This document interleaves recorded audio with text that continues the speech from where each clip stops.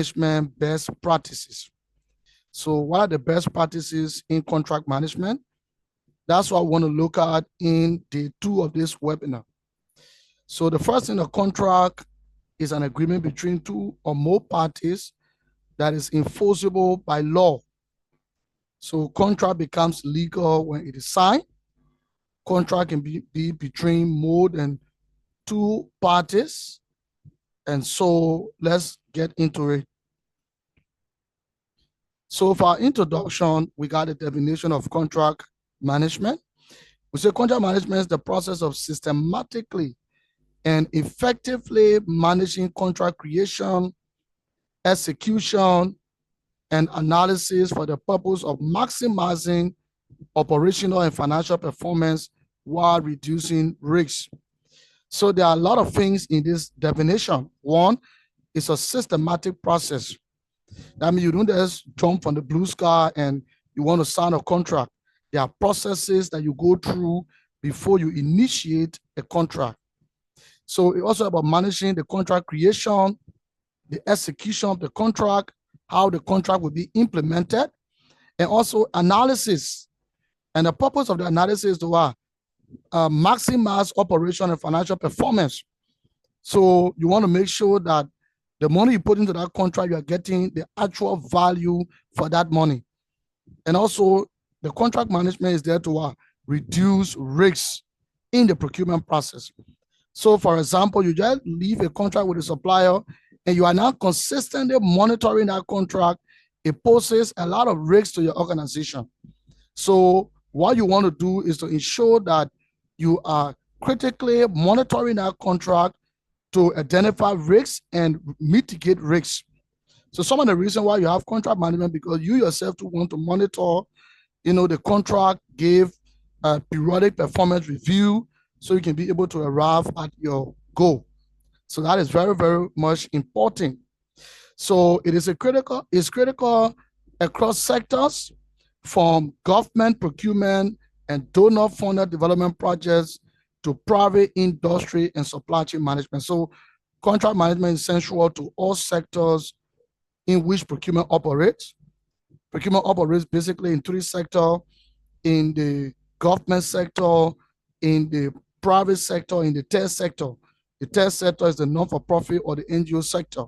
So across each of those sectors, contract management plays a vital role in achieving value for money, in achieving your desired procurement outcome. So that's why it's very, very much important. Every procurement process will arrive at the place of contract management.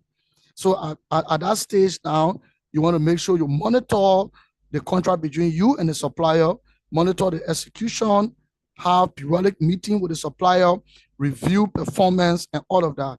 So it's very, very important that you understand the best practices in contract management. So let's see the objectives of contract management. Why? Why contract management? Why do we need to manage a contract?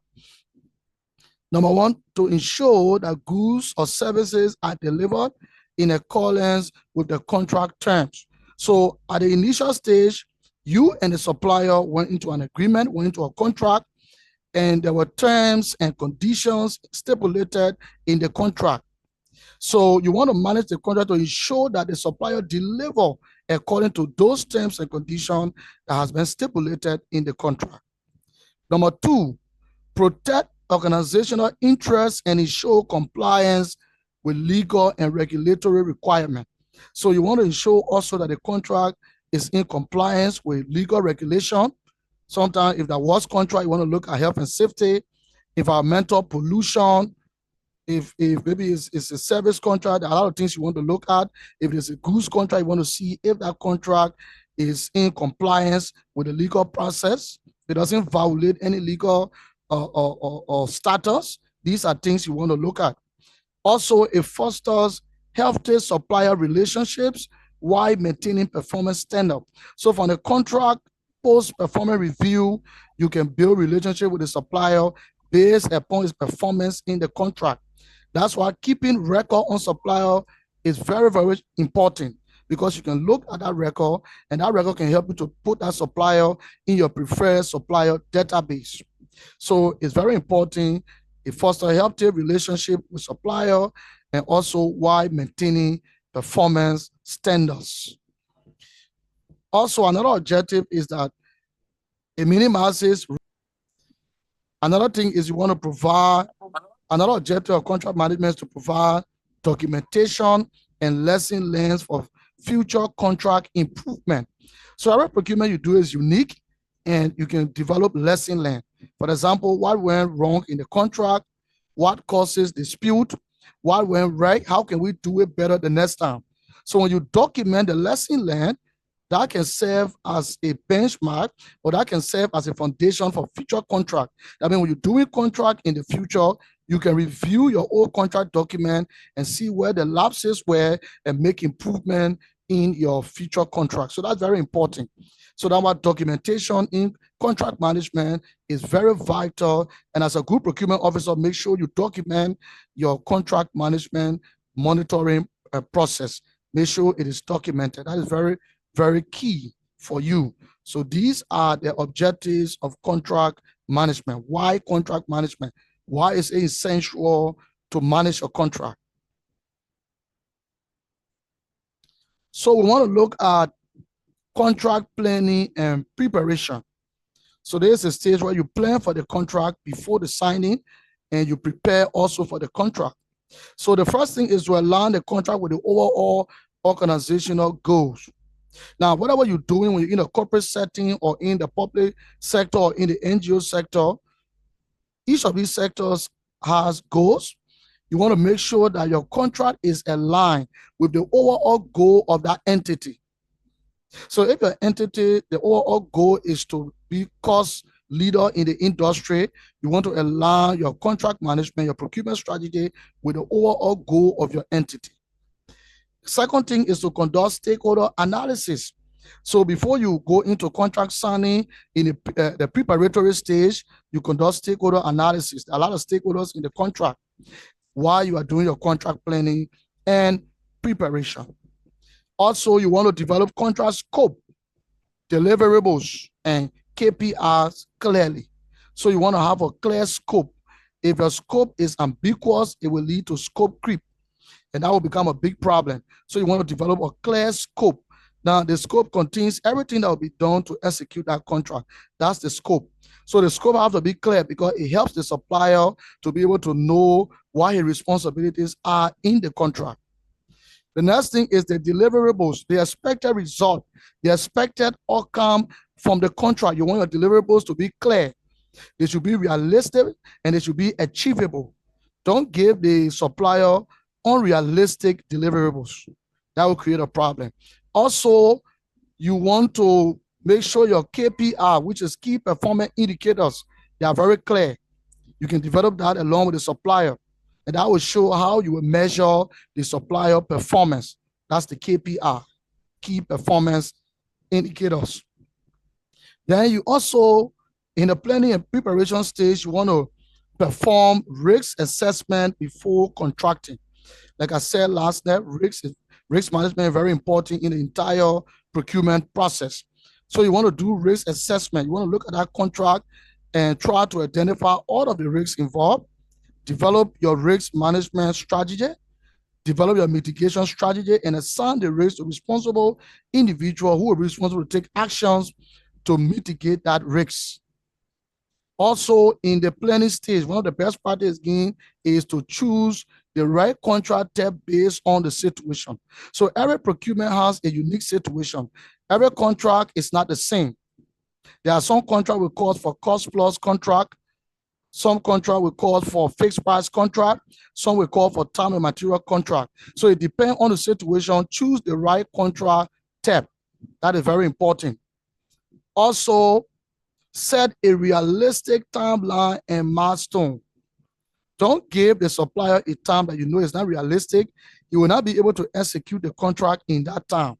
That will lead to extension and other unnecessary costs.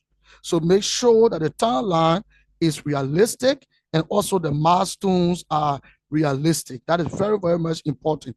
Give the supplier realistic milestones. That's contract management best practice for contract planning and preparation. And then the last one, but not the least, choose the right type of contract. Okay. Choose the right type of contract for each situation. I think I repeated this. So like I said previously, choose the right type of contract and make sure that you tailor the contract strategy to that specific condition. So for example, you're doing a contract where you don't have expertise in-house, you don't have idea on it, and it's a kind of service contract, you want to issue or you want to apply cost plus contract, where the supplier, will go and raise the bill and you will give him a ceiling. So it depends on a specific situation. That's how you will use the applicable contract management strategy. So we stay on contract planning and preparation. Use standardized contract templates. Very important. Use standardized templates that will have all of what is required for the contract. Maybe you have in that template force majeure, you have other things that you can try to put in what you need for your contract. So use a standardized templates. Also include in your contract dispute resolution mechanism. Now, it's inevitable that contract will not have issues. There might be dispute. So when you're drafting the contract or you're planning for your contract, make sure you plan how dispute will be managed in that contract. How you will go about the dispute management process. Whether you will start with negotiation between you and the supplier, and from there you move to litigation based upon how you're going to structure your dispute resolution mechanism. Also, you want to ensure that contract complies with international and local laws. So there are international laws, especially when you're doing international procurement. You want to make sure that your contract, is in compliance with international law. Also with local law, any contract that violates the law of the country, the supreme law, which is the Constitution, that contract is null and void.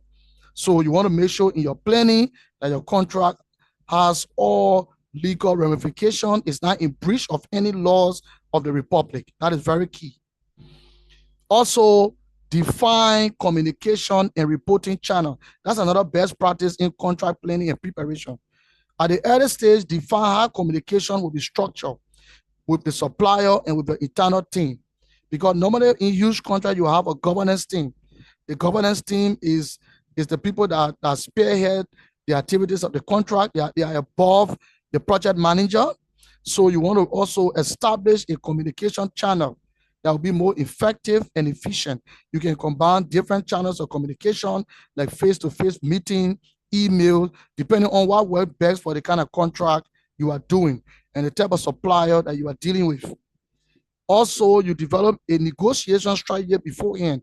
That means before negotiating, on price or negotiating on contractor terms, you want to make sure that you develop your negotiation strategy beforehand.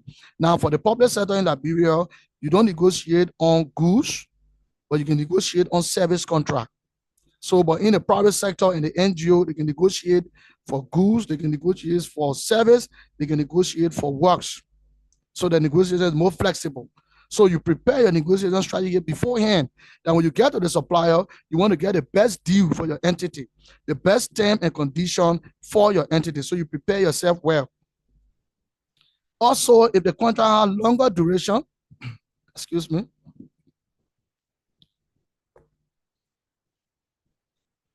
So if the contract has longer duration, you want to assign roles and responsibility for contract management.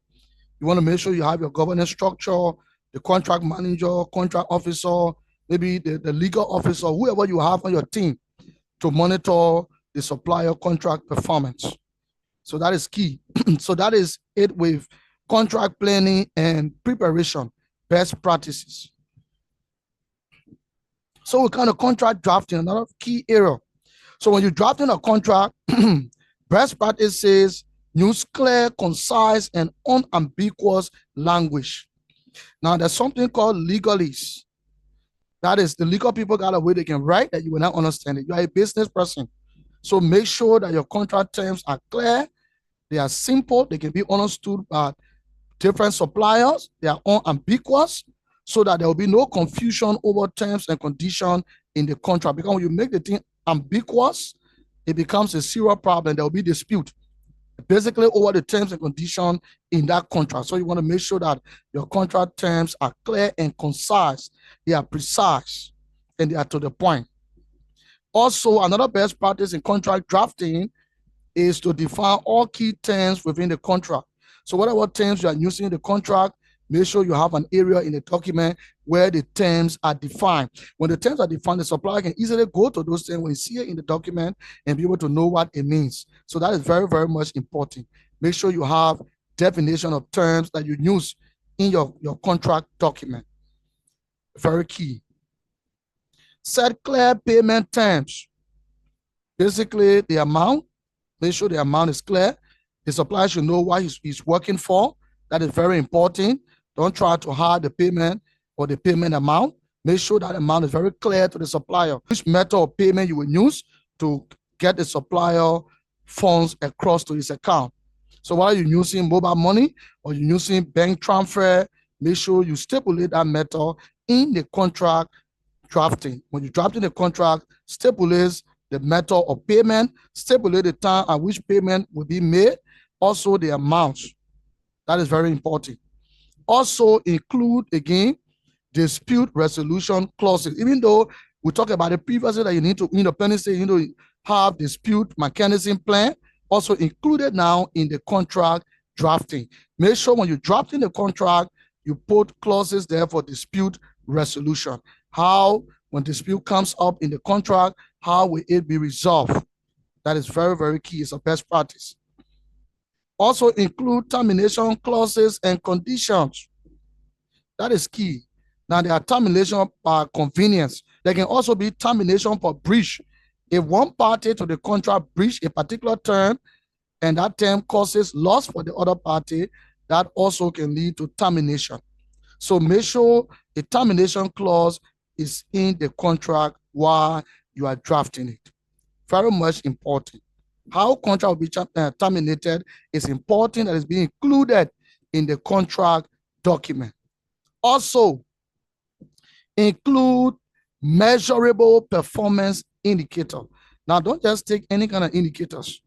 Make sure you include indicators that can be measured, that you will measure the supplier performance at the end of the contract. That is very, very vital that you do that. Also, review the contract draft with legal counsel before signing. So even though you can draft the contract, but you are not a legal practitioner, so it is advisable, best practice says, get to your legal team, your entity, for them to review. When they review the contract, they will give you the inputs. They will tell you what the terms that you should paraphrase or maybe rephrase. You can make that correction before signing contract. Because if you just draft a contract without a review by the legal team and you go into contract signing, that contract becomes binding and it becomes a serious problem for your entity.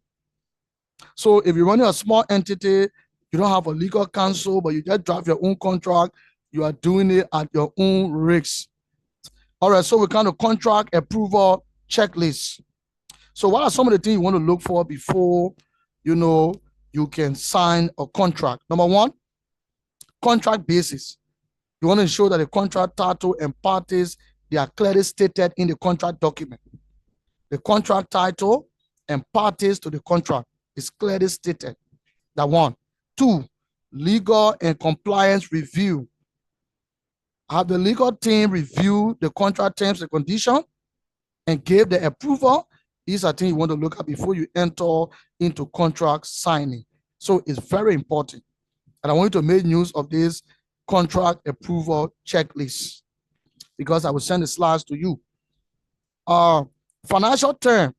So for the financial term, you want to make sure that the total contract value is confirmed. The total contract value for the contract you're going to buy yourself to with the supplier, the value of that contract is confirmed. The total contract amount is confirmed.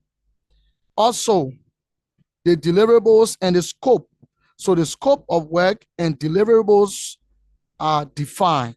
So make sure you have clear deliverables. Make sure the deliverables are defined, they are clear, and also the scope of work. that the supplier need to execute to complete the contract and produce the desired outcome. Another checklist is risks and insurance. So there are some contracts where they call for insurance. The supplier need to provide insurance in case there's any damage. The insurance can pay for that. So you want to make sure the insurance requirements are fulfilled for the contract if it is applicable to the contract you are doing. Also, internal approvals. This is key. You cannot sign a contract where maybe your head of entity or the executive director of your NGO or the chief of party has not approved, or other key stakeholders, key directors and manager, have not approved the contract. That becomes a problem. So another checklist is what? Internal approvals. So you want to make sure that in the public sector, the head of entity approved that contract.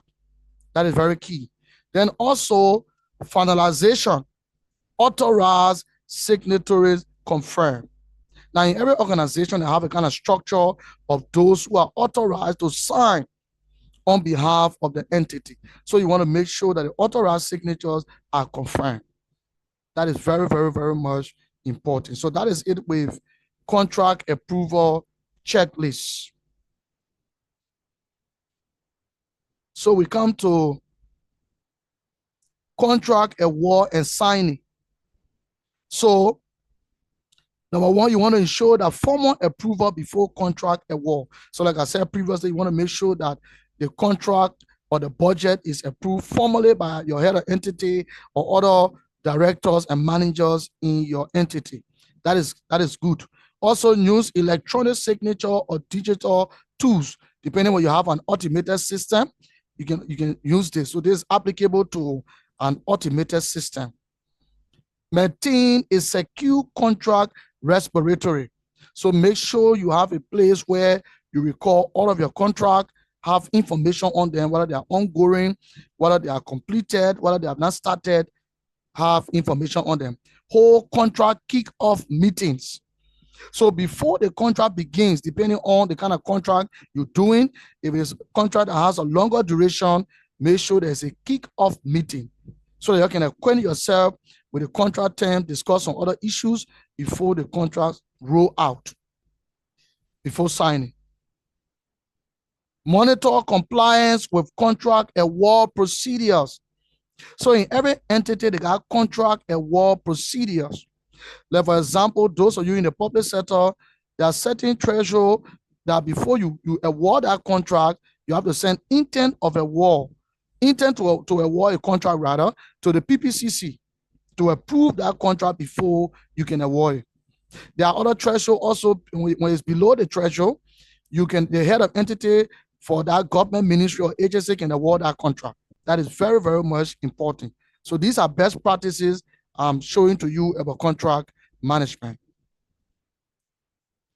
So we come to the next one, contract implementation and monitoring. Now for contract implementation and monitoring is very key because it's where the contract execution is ongoing. So appoint a dedicated contract manager depending on the contract type. If it's a short-term contract, procurement can just manage it. It is a very long-term contract. This is, for example, you're building a bridge and the contract duration is for 5 years, maybe 3 years or 2 years and a half. You want to appoint a contract manager that will be on site to monitor contract implementation. Also, create a contract management plan. Now, this is not the plan I talked about previously where you're planning for contract before contract signing occur or before you start the contract process, you start pre-planning. No, I'm talking about when the contract has been signed, you plan how you will monitor that contract. So you make sure you create a contract management plan. Also use a contract registry to track all active contracts. So in the registry, you will get a different type of contract that you are doing. For example, maybe you're doing more than 6 or 7 contracts, in the year. You get all of the contract in the contract registry, and you want to make sure that you put whether the contract is completed or it is ongoing. You want to track all of that. So from the beginning of the contract, maybe you will put have not started. So when the execution starts, you put the contract is ongoing, you update that registry When the contract is completed, you go back to update the registry and make sure you put completed. So you set your eyes on other contracts that are yet to be completed. So it's very important that you use a contract registry to track all active contracts. Set up regular review and monitoring meeting. That is important for long-term contract. You want to set up regular review. You are now waiting for the entire contract to be completed before you carry on your review. Then it becomes a big problem for you. So every time, at every specific milestone, you want to conduct a review and make sure you do a monitoring meeting. Give feedback to the supplier, maybe to improve the performance or to work on other lapses you have identified in the contract. Also, at this stage, you track performance against KPIs and milestones. So, for example, the KPI is very important. You have the KPI drafted at the beginning. So when the contract execution is ongoing, you measure the performance against the agreed upon KPI and also the milestone to see why the contract is going in the right trajectory, in the right direction. That is very important. So with this, it aids you with information to be able to call for review meeting. That you want to talk with the supplier and say, look, I've noticed that your performance is not in line with the agreed upon KPI and milestone. So that can be discussed and remedy can be found. So that is very important. Also, maintain proper documentation of all communications. All communication during the contract. That's why communication should be formal. Make sure that what you are discussing in meeting, there are minutes. When you send an email, make sure you have a copy of that email printed and filed. Either you file it manually or electronically. That is very, very much important. It will help you. It will save you in time of dispute resolution. Where there's dispute, you have your communication file that you can prove to the supplier that everything that I'm telling you now, I went through a process, I communicated them with you. These are the communication documents. It will save you a lot. Document all communication, very much important. These are best practices. Address performance issue promptly and fairly.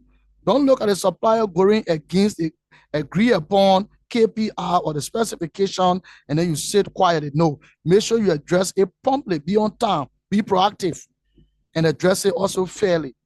If your institution is in the breach, make sure you have that integrity to tell them that you people have breached the contract. That is very, very much important.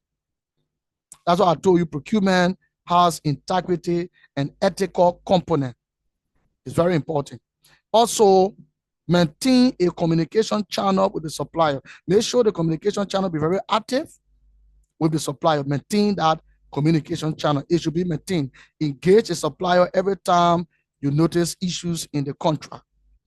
So that is it with contract implementation and monitoring. So we kind of compliance and risk management best practices. One, ensure compliance with legal, regulatory, and policy document. For example, maybe in works contract, you get environmental, health, and safety. These are things you want to make sure that the contract does not violate. Also, audit contract periodically. So if the contract is in the long term, you can do a periodic audit to make sure that the contract is in compliance, legally, and in compliance with the terms and conditions stipulated in the contract. Manage contract risk proactively. So proactive means you want to manage the risk before it turns to be an issue. So you are very proactive. You make sure you develop your risk mitigation strategies and make sure you are monitoring those risks. Make sure you take the necessary action to reduce the impact of the risks on your contract. That is very, very much important. And then lastly, conduct supplier risk assessment regularly. That should be a regular thing. And I want to advise all of you doing procurement, many of you don't plan for risks. You just go ahead and just execute contract, carry on the procurement process while identifying risks. And that's why when issue comes up, it becomes a serious problem for you. Make sure you manage contract risks proactively. Be very proactive in your procurement operation. Don't wait for issue to arise before you solve problem. Make sure you solve problem before they occur. Also, conduct supplier risk assessment regularly, like I said previously. So we come to the last group before we get to the case study: contract close up and evaluation. So before you close the contract and do your final post-performance evaluation of the supplier, number one, you want to verify the completion of all deliverables. The deliverables are the desired outcome when the project or the contract is executed. So you want to verify. Number two, you finalize payment after verifying contract terms. Number three, conduct a post-contract performance review. That is, after the contract has been implemented, document the performance of the contractor, the performance of the supplier, and get that in record or keep that in your supplier database. Then document lessons learned for future contract. Every contract, every project you execute, there are always lessons learned.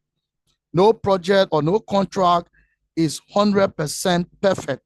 There will be some lapses. So the lapses are what you identify to improve upon in your future contract. So make sure you document lesson learned for future contracts. Also, release any guarantee or bond if applicable. So for example, in a public sector, you will issue base security, right? And then when the mayor have signed the contract, you issue performance security. So when the mayor have executed the contract and have met all the desired deliverables, make sure you release a base performance security back to him. Achieve contract correctly in an organized manner. Make sure you achieve the contract. Also review and improve internal contract processes based on experience. Now, you can improve your internal contract processes. For the public sector is a kind of little bit difficult because there's a straight jacket rule for anything you do in the public sector, but sometimes the private sector got more flexibility in this area.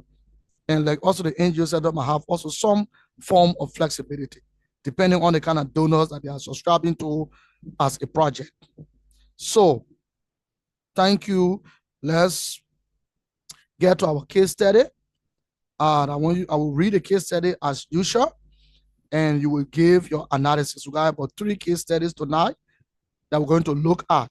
So you can now unmute yourself as I read. You yourself look at the string. Let's do it orderly.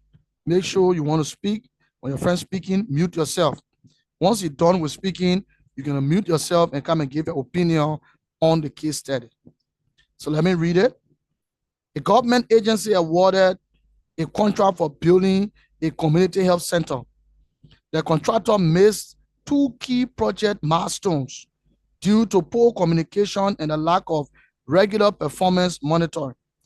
Payments were still being made without verifying the work completed. Questions: what key contract management practices were ignored in this case? 1. 2. What steps should the agency have taken to ensure timely milestone delivery? 3. How could performance monitoring have improved the outcome of the contract? 4. Should payment have been made despite missed milestones? Why or why not? So I give the floor to you right now so we can brainstorm and work around this case study. Yeah.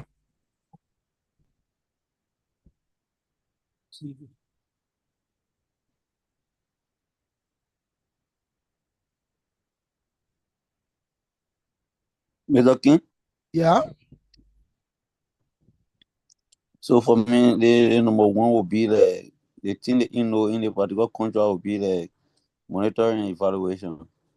So that means they didn't monitor and evaluate the contract while the execution was ongoing. Exactly.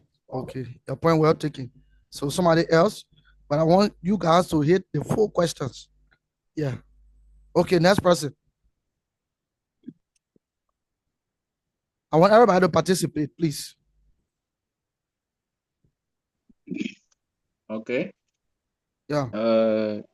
When I see from the first question, what contract management practice were in this case? Yes, I see the first, they really didn't do a pre-discussion of the contract. Okay. One, Mm-hmm. two, I see that one way or the other, they also didn't monitor, Okay.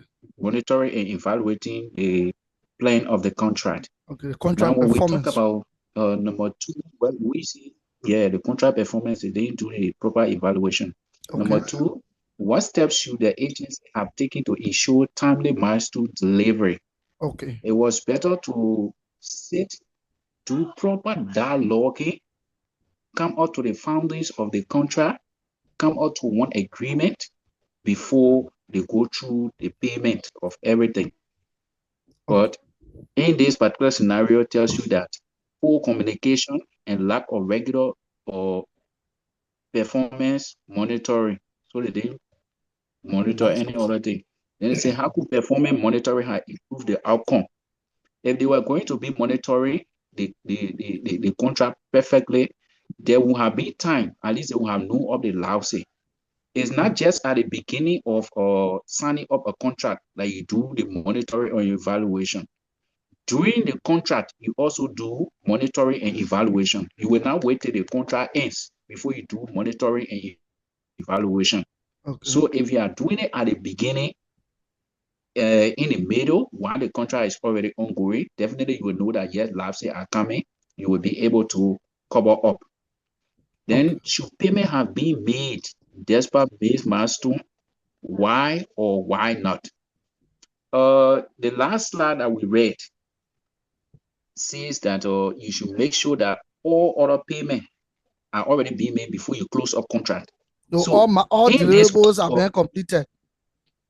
yeah, all deliverables are being completed. Thank you Yeah. for the phrase. So Mm. it means that they have yet not completed, yet they have already completed, but rather still paying. So it means that in that they are planning, they actually have problem. They didn't really check that whole contract sheet to know the time ending. Okay. Every contract is given with time. Mm-hmm. So if you don't follow up the time when you are earning, when you are to pay, when you are to do this according to plan, you're Okay. definitely going to fall short. That is one I see here. Okay, Thank you. I'll Thank stop you. there. Your point is well taken. Yeah, next person. Yeah, Mr. King. Yeah. Yeah, this is Monsieur. Yeah, Monsieur, go ahead. Yeah. For the first question, what key contract management practices were ignored? For one, I would say good communication. The Okay. communication were not, they didn't talk well, especially with the contractor. Yeah. Number two, regular performance monitoring. They were not checking the work to make sure that it was going on the right way. And then verifying the work before paying. They pay the contract or even making sure whether the work was done or not. Yeah. Thank you. Okay. Mr. Yeah, King? so Yeah. Mr. King, hello. Yeah. Mr. King, Hello? hello. I want to Yeah, hear a female, please. Man, your people hold on small. Mr. Schoolmees, but no can female you? want to help. No, you can't tell me that. So, You can't tell me that. We are hello. still waiting. Mr. King, Yeah, go ahead, man. I will go with the first question. What I see is that they never ensure that the informal approval, they never ensure the informal approval before awarding the contract. Okay. Nobody said the contract was awarded, so that means approval took place. Yeah, approval took place. Yeah, Mr. King. Yeah. Mr. King. Yeah. Yeah.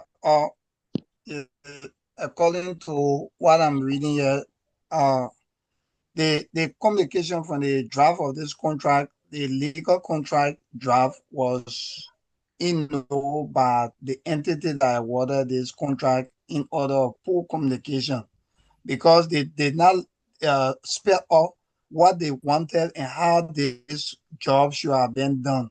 Mm-hmm. So the contractors they gave this job to did it according to how it was communicated to them. Okay, good. So the contract management practice were because they never spell out what they wanted to achieve in this particular contract. It was not clearly spelled out. Two, what steps should the agency have taken to ensure timely milestone? Because of poor communication and if poor evaluation was not done on this contract, this is what they missed from the beginning of the draft of this contract affected this contract because there was no monitoring from the agency and evaluation to improve on what if they were monitoring this particular contract from the start of the plan up to the end, they could know what they missed in this contract. So based on that, they couldn't hold the contractors responsible. So number 4, should the payment have been made despite because they are held responsible because legally they never stated what they want to achieve in this particular the milestone they wanted to achieve in this particular contract was not clearly stated. So the contractors went on with what they saw, and what they saw is what they were doing, and because of poor monitoring and evaluation performance from the contract awarding the management, they could not see what they missed in the contract draft that they presented to the contractors. Okay, that's great. Thank you. Thank you. Somebody else the floor. Thank you. Your points are well taken. So, Yeah. Mr. Kim? Yeah. So let me start from my sister. Let me start from the last question. What should payment be made despite the milestone? For me, I would say no payment should be made. Have been made despite the milestone. Okay. The payment should be tied to the successful completion of agreed upon deliverables. So this is one of the fundamentals of contract management. So as for me, the no payment should be made to them. Yeah. Hands up, please. Let me just conclude quickly on the. Let me just conclude quickly on the number 1. Yeah, conclude. So normally, one of the things that was was the regular performance monitoring, because it will help to ensure that everybody is on track. Yeah. On what going on. So there was a serious lack of regular performance monitoring, and also the communicating to the contractors will help everyone to be on the same page to know that this is the specific goal we are going for. But then there was a serious breakdown in the communication there. Thank you. Somebody hands up. Can you unmute yourself and speak? Yeah. When I look at the last question, should payment be made despite milestone? I would say yes, payment should be made. Okay. Why should payment be made? You give a contract to somebody. It is not the person who is doing up the contract is responsible to maintain that contract in a light of monitoring and evaluation. The next portion is when you award a contract, it comes up with terms of agreement between you and the person that is doing up the contract. You have your part to play, they have their part to play. And moreover, in procurement is every funding that you spend. So whether you are an entity and you own up more money, is that you should benefit from what you are spending in the right way. So while you are spending all this cash, you must meet your goal that is being set. For example, if you have paid up a contractor to build you a house, maybe 2-story building, and your contract is now being specified to the contractors, and you give them maybe what they understood within your communication is 1-story building, and they build that. Definitely the money that you have been planning to give to them from the beginning of the foundation, you didn't step there, or you didn't monitor them, you didn't correct them, you told them nothing. They are not responsible for the money that you have already paid them. On another why, ask why not? The first one I answer is yes. Only why not? I mean, you want to answer yes and no? Just choose one position. The contract was very clear, stating that, you getting me? Yeah. If the clauses that were used in the contract that were crafted If it's clear stating that 2-story building, then that is what clearer. Then if the contractor mismanage that particular there where you will say you will not pay them. But as long as it is not clear, you are definitely entitled to pay them. So one worker, one rule that was being misused down there is monitoring and evaluation of the project. Thank you. All right, thank you. So let's take the last person, somebody who have not spoken. Let's take them, and then we wrap up on this case study and move to the next one. Yeah, good afternoon, good evening, Mr. King, and good evening, everyone. Yeah. My point here has to do with, firstly, I would like to do, the contract was already awarded to this agency, to this project director to monitor this project now. Let us know, in this case, the two key projects that are being given, we should also take the consideration that the contractor err in this contract, and then the producer of the contract to err. One, the contractor missed the key point because the contract already spelled out, it was laid out, and then every contract that is going through is a legally binding contract, right? We know that this contract was legally binding. So I think in this case, the contractor will be who responsible on one side, and the other side, the agency, the government agency that awarded this contract will be who on the other side. All right. Yeah. So thank you. Your points, they are well taken, but that's just it. So let's move to the next case study so we can brainstorm. Hello. Yeah. Hello. Yeah. Yeah. Before moving to the second case study, I just want to give my input quickly. Yeah. As it relates to the question asked, the first thing, some of the key contract management practices that were in the first thing was regular performance monitoring. The other one, there was no clear communication channel. The third one, there was no payment verification was not made. And the fourth one was enforcement of the contract term. Every contract comes with terms and conditions. They were not enforced.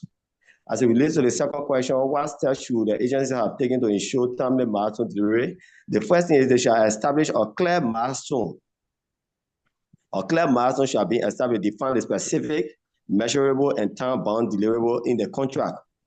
And regular progress review. You should schedule frequent check-in on the status meeting to monitor the progress and address issue early. And the third one was performance metrics. They should use a key or KPI or key indicator. Key performance indicator. Key performance indicator to assess the contract work. And there was no incentive and penalty. Because if the bid is going against the milestone not performing, that should be penalty. Okay. A liquidated damage. A training consultant contracted to deliver 5 procurement workshop, submitted an invoice after completing 2, claiming 50% payment per their contract interpretation. The client insists that payment is only due for all 5 sections. Questions. What best practice was violated? 1. How could clearer terms have avoided a dispute? 3. What should both parties do now? Yeah, now the contract given here was 5 procurement workshop. So if you do your math, 2 out of 5 is not 50%. So the contractor here, number 1, violated the term of what was given to him or her to perform this workshop. So they said 5 workshop, he only completed 2 and get an invoice of 50%.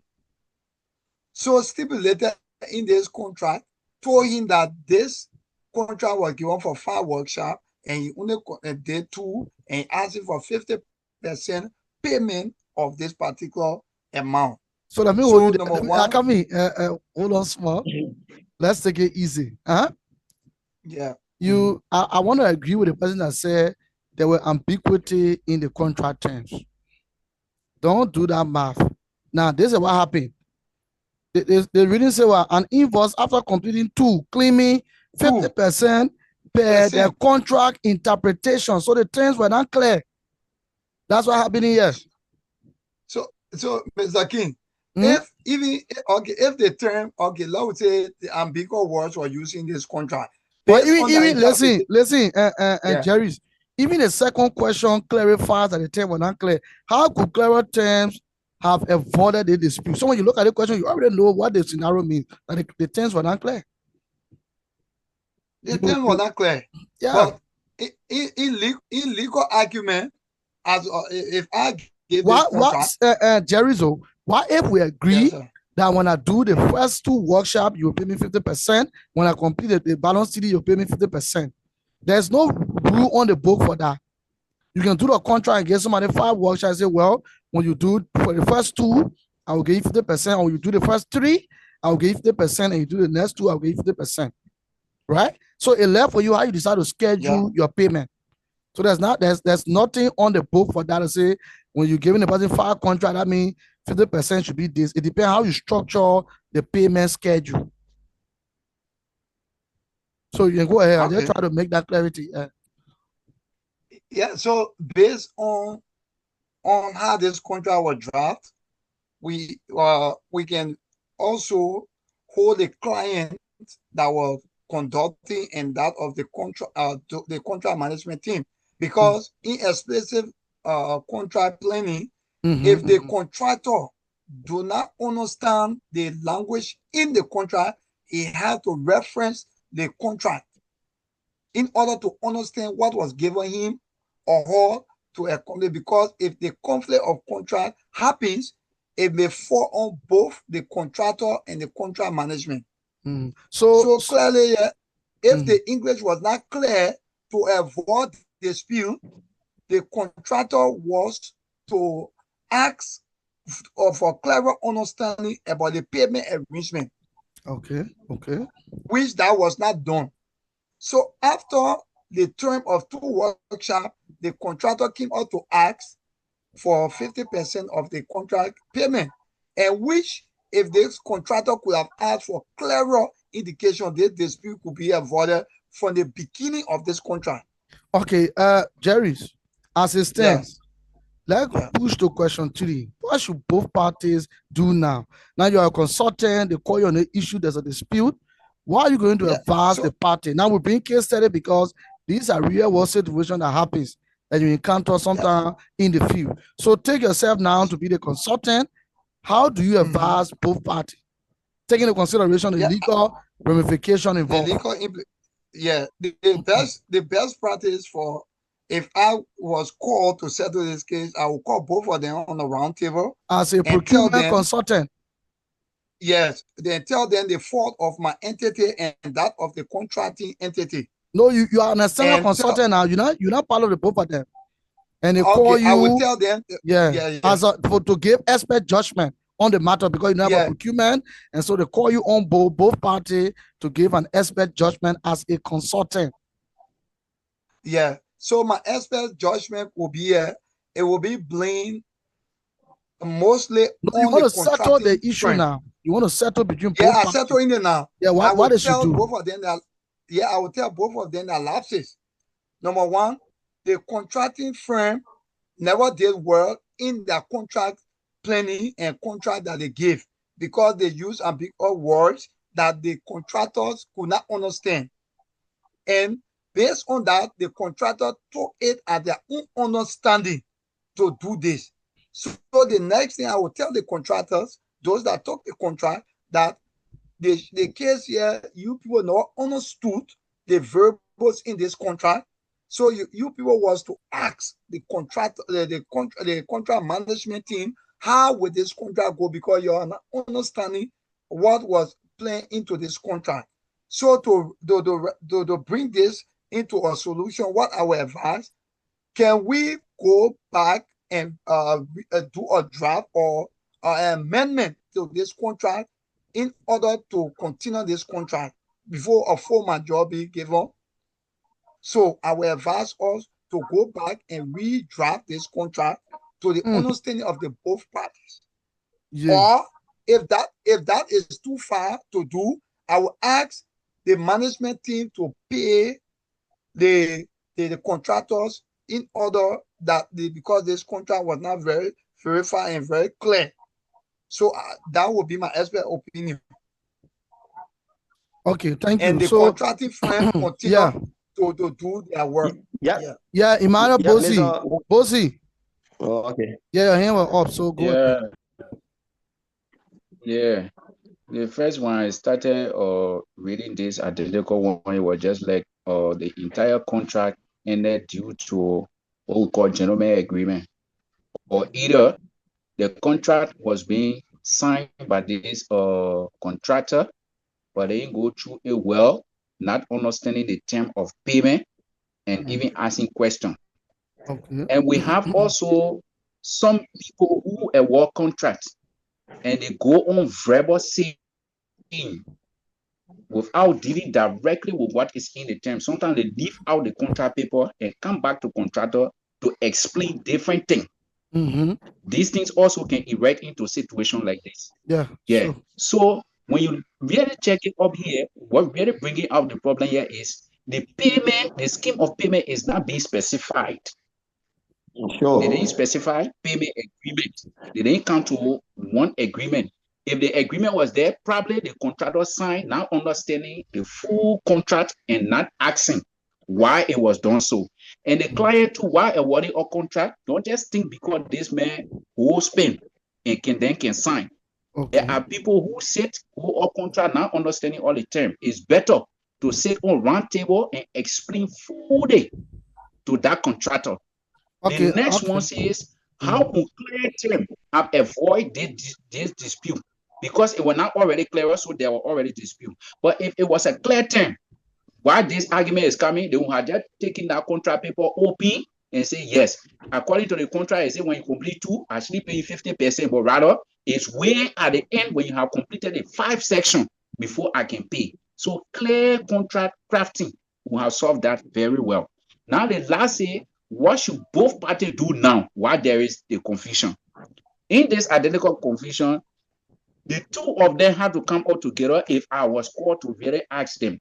The first thing is to ask the consultant, are you still willing to take up the job according to what this man is saying? Recrafting this particular contract agreement, that what they will come up here to agree whether when this man will complete or 2, let it do up a percentage of the total money that he's supposed to have been paid to pay either for 2 or okay. Let me hold you there small. Yeah, Bossy. Yeah. Yes, sir. Based upon what you know about contract amendment and contract renewal, among the two, which one you think is more applicable to this situation to solve a problem? Okay. Yeah. Then in that case, that's what I'm saying. The contract have already come to a standstill in this agreement between these two. So that's what I'm saying now. What do you think between amendment and renewal? Let's say amendment and amendment and renewal, right? Or amendment or rewriting an entirely new contract. Which one you think is best applicable to this situation? Amendment to amend the contract. So why amendment? Yeah. Yes, because we are only going directly to where the dispute lies. We make change of statement. Excellent. That's the answer I wanted. Excellent. That's great. Yeah, I saw somebody here up. Siwa. Yeah, you can make your point. Yeah, it's Monsieur. Sorry, but everything I really want to say, the fellow just say everything just now. Yeah. Yeah, I'm going to see you right just now. The man spoke your mind. Yeah, Mr. King. Yeah. Mr. King, I think in my own aspect, if you call me in the case, the first thing I would do is, I will call both parties for us to review the contract.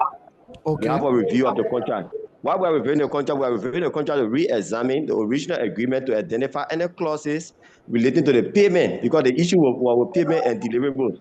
So the first thing we will come, we'll call both parties to review the contract. The second thing is we'll try to negotiate or find a resolution. Okay. To that problem. If we cannot find a resolution, if we find a resolution, we'll do an amendment to the original contract. Okay. Then that amendment we have to document that amendment. That's put that amendment, that understanding into a new contract to prevent further dispute. I think that's the way our way in my expertise to proceed with that with that confusion. Thank you, consultant. Okay, so let's move to the last case study. Somebody gave me a heavy feedback. The last case study. So we got case study number 3, a little bit longer, but I think it's much easier than the 2. Brightman Consultancy was awarded a 3-year donor-funded contract to manage capacity building workshops across 5 counties. The donor released funds in trenches based on semi-annual reports. After 1 year, the donor flagged that 40% of activities did not align with original work plan. The donor is considering freezing funding. Remember, this is a donor-funded project, and they hire Brightman Consultancy. Then I look at the complications. The contract did not clearly define how programmatic changes could be proposed. 2, external factors, example, local elections and poor road access, caused the schedule to shift. 3, the key thing I want you to identify in this stuff. 3, the donor's contract officer will replace Mayer, resulting in change in the interpretation of terms. Now we move to the questions. Questions for brainstorming. 1, what best practices were missed during contract drafting and implementation? Contract drafting and implementation. 2, how should contract flexibility be built into long-term donor-funded projects? 3, number 4, what monitoring and communication system will prevent future misalignment? You want somebody else to try? Let's go to the next question. You say, how should contract flexibility be built into long-term donor-funded projects? I think there should be flexibility clauses. Yeah, concerning what specific? Yeah, which will include a timeline extension for the scope adjustment. So I think there should be flexibility clause in the contract. For example, like force majeure or any extended disruption to the project. Thank you. You use a key word, force majeure. That's a key word. Yeah. Thank you. So let's other people come in for the other 2. The first 2 is also open for answers. So be brainstorming so you can come out for the next 2. Yeah. Okay. Yeah. Yeah, Mr. King. Yeah. Number 1, what I saw here. Who join you on my screen? So? Yeah, go ahead. Go ahead. Yeah. The contract implementation or the contract draft plan was not done holistically, in a point that taking into consideration factors that will affect the contracts. Because if you see the contract draft, you will find out that the amendment where we talk about elections, bar roads, time, affecting the time. So they were not captured. Yeah. They are not captured in the draft. Okay. In the contract draft. So when these things came out, it affect Bright Minds for handling, and these are emergency situations beyond the control of the contracted entity, because they could not stop the election in a bar road situation. So all of these impact influence the delay of the contract. So that means in the drafting, they should have taken into consideration those risks. Yes. Right? Those risks. So risk analysis were not really done. Okay. That's good. In contract management, risk analysis was not looked at properly. Okay. 2, how should contract flexibility be built in the long term. So the flexibility of the contract after these rigs was flagged up, and the donor know that Bright Mine went for 1 year, they should have known that if the Bright Mine could continue and could deliver this contract on time. Nobody else? Yeah, okay. I want to answer number 4. I want to get an intake, input on number 4. Yeah. Communication system to then follow misalignment. I think in case that you dedicate a specific person like a liaison to handle the communication, or the communication officer, because if the man's duty is to serve as a communication officer. Thank you. Listen, Sam, I'm quoting, or you struck a very good point, right? So in larger contract, all the people play important role. Communication officer. Maybe you would think that that's something common, but it's very important. Communication, not just to just talk. It's a kind of discipline, right? So you want to have a communication officer that will serve as a liaison between the supplier and the donor entity. That's key. Yeah. Yeah. Another thing I think Burma need to do in that play is advance me. Between contract compliance and adaptive management. Okay. So you need to capacity of your staff, so they have a more broader aspect on how to handle contract of such nature. So that they have real on what happened. And you're talking about legal process. There's a means for legal process, but legal process is not going to flag it up. Yeah. First thing, legal process is going to be in-house. And how you go about doing the legal process in-house is, the first thing is that you need to have an own review of your contract. You need to have a whole review of your contract. Review the contract for any clause permitting modification or justifying delay due to external factors. So your own legal process, you're assessing if you have legal grounds. That's the first. I come in. We are not saying there's no. Sam, I agree with your point, but we're not saying there's no legal. I'm saying first step is that it's going to be done in-house. Okay. Yeah, and brother mines need to put in a correct risk management team. Okay. Because if they had a good risk management team, these things could be flagged up first before this contract could be accepted. Okay. So they never did their due diligence to risk management. So brother mine need to put in a correct risk management team to do a risk management analysis before contract awarding or contract be accepted for implementation. Can we take some question now, because I order Korean? Okay, we should ask a question regarding the 2 case study. The case study, a presentation, and what have you. Okay. So as you ask, I will answer, because I don't have a written pass on me now. Okay. Yeah, Mr. King. Yeah. Junior. I know. They call the scope creep. What is scope creep? Now the scope creep is leaving the original scope. While you plan originally, right? You start adding other things there that was not originally intended. That's a scope creep. Let me just give a practical example. Let's say you're doing your wedding, right? You want 50 guests to prepare for them. As time goes by, you say, well, I want another 10.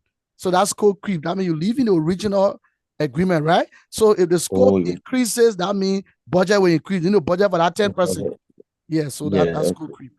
Okay. Okay. Thank you. Yeah. Yeah, my question I want to ask Mr. King is, what are some of the critical components of a well contract to avoid dispute? Some of the well-drafted contract, right? Yeah, you might have clear payment terms. Yeah, clear payment terms is critical. Yeah, I'm coming now. Clear payment terms, right?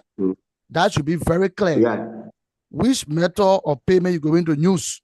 Whether you paying a supplier 30 days after the submission of the invoice after he delivers, or whether your payment is start upon milestone and performance, whether you are doing progressive payment or whether you are doing subscription. So you have to clarify that in your contract. 2, make sure you include dispute resolution clause, right? So in the contract we discussed, the Brightman Consultancy should look at the dispute resolution clause in the contract and also follow that procedure to make sure they get to the donors and settle the issue. How they would use the diplomatic approach, they should look at the dispute resolution procedure because it will be in the contract. Also, one of the key components again is make sure you include termination clause. How the contract will be terminated. Contract can be terminated for convenience. Contract can be terminated for breach. Contract can be also terminated when the contract is completed. So make sure all your contract terms and conditions, they are clear. Also include what we call indemnity clause. The indemnity clause shows that if one party breaches the contract, he's going to pay damage to the other party that suffered loss. So there should be an indemnity clause in the contract. There should also be, that means the other party will pay what we call liquidated damages. Also include warranty. If applicable, include warranty in the contract. For example, you buying a product, what are the warranty? They may give you 1 year warranty, make sure it's documented, right? Or the kind of warranty you want. All these things are very important. These are key areas in the contract that you don't mess up. Also, the contracting parties' names. The signatory to the contract, it should be the rightful authority to sign the contract. For example, your entity must get the authority to sign on behalf of your entity. The staff that is close with that authority should sign. No unauthorized person should sign that contract. Yeah. Okay. So let's take the next question. Okay. And my second and last question for today, I want to ask you, what are the risks of making partial payment versus full payment upon project completion? What are the risks involved? Oh, the risks involving making partial payment and full payment, right? Yeah. Full payment. Yeah. Yeah, everything got advantages and disadvantages, but let's start with partial payment, right? Partial payment got its own risks because, for example, if you pay the supplier now and the supplier already get the first money and maybe you decide not to move ahead with the contract again, you have to find a new contractor, right? Maybe you complete a particular milestone and say, well, it goes bankrupt, it becomes another issue. But if the supplier to be paid at the end too, it got an advantage. Because the guy know when you not end the thing, you will not get money. So you got to make sure, yeah. So everything got a unique situation. But the thing is, the guy know that you got to complete their work before you get payment, right? So, but if the man complete, the man was to do 5 workshop, and every workshop you will pay him. So the man complete a 5 milestone, you pay him. While the man go bankrupt and other issue, he cannot complete the other milestone. But if, for example, the guy is to complete the entire 5 workshop before he gets paid, it becomes an issue. He knows that he has to complete those workshops before he gets paid. Also, the reason paying at the end is that maybe you might make the supplier underperform. He might not have the funding and the tools to produce the kind of desired quality you want, right?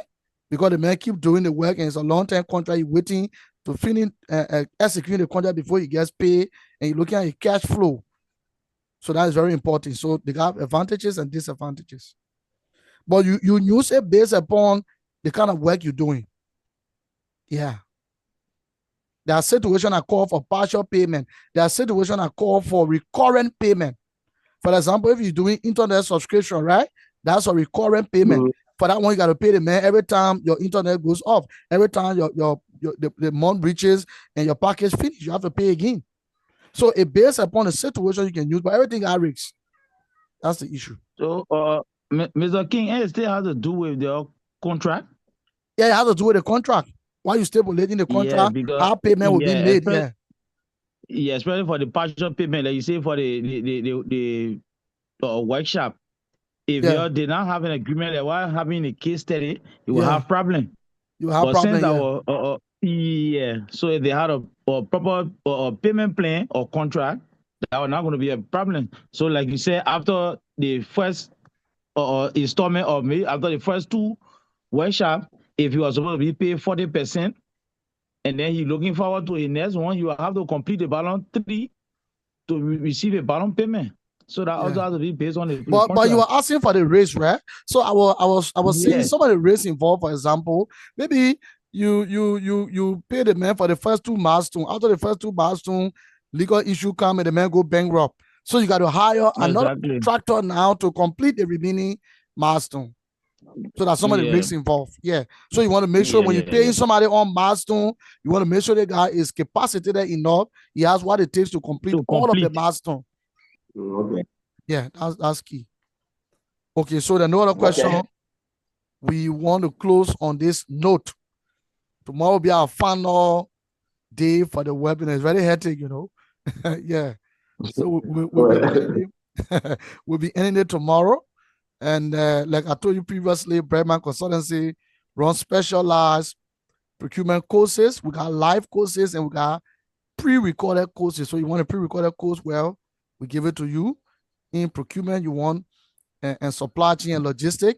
Project management, you want the live courses. That means you have to be 5% at the register because normally coming online is very expensive. That is webinar now, how to pay for Zoom. And that's Zoom free and using our free version, but now we've gone off ever since because it went for 40 minutes. Yeah. So the version I pay for, it will give you having the meeting for 30 hours. We can go for 30 hours and will not go off as long as our gadgets are on. So we also do capacity building for small entities. Someone you know, institution, private sector that want procurement capacity, they want procurement manual, they want people to train them to give them procurement templates, develop templates for them. We are into that. We carry on logistics, training, project management, help with project advisory rule, and all of that. So that's it. So if you want to do some specialized, deeper procurement training, maybe the spend analysis, you want to do supply relationship management in depth, almost like a graduate level, you know, we'll take you there. So I want to thank you. I mean, I appreciate the effort, and I hope that we'll be having this kind of meeting, you know, after some period of time. So before the project ends, you will tell me when you will want to be part of a webinar again. I think we're having a great experience for the past 2 days. So thank you, ladies and gentlemen. Good night.